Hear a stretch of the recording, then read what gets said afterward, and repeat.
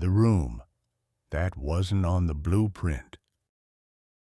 A small home in Southern California sold for well below market value.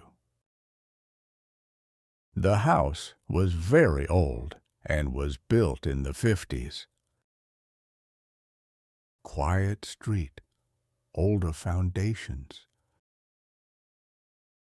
The listing described it as a fixer-upper. Nothing unusual, no warnings, and no mention of what had been sealed inside. Public record showed very little activity. No major renovations, no expansions, no structural changes. The house had changed owners only once in over 75 years. The last owner lived alone and rarely left. The new owners began renovations almost immediately. Electrical systems were outdated. Insulation needed replacement. The basement, untouched for years, was the first priority. The basement, untouched for years, was the first priority. Until the measurements stopped making sense. One basement wall stood out, thicker, denser. When tapped, it didn't sound solid.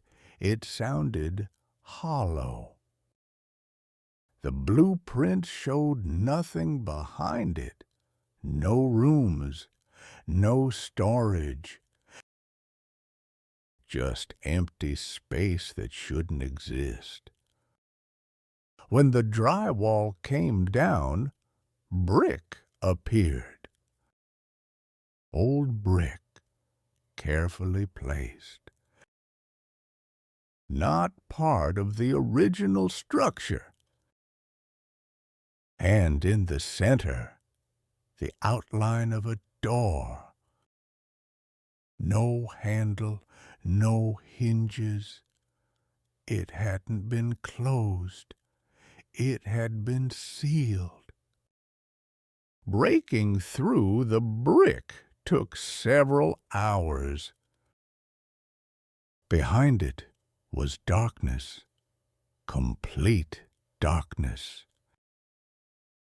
No airflow, no sound. When a flashlight finally cut through the opening, dust filled the air, as if the room had been holding its breath. Inside, the air was stale. No windows, no ventilation. The walls were bare concrete and brick, cold, slightly damp.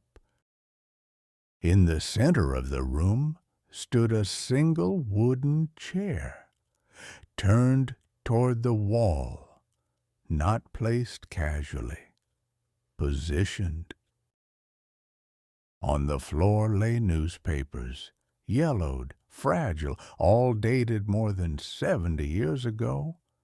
From the same week, no mattress, no storage boxes, just the chair and the papers.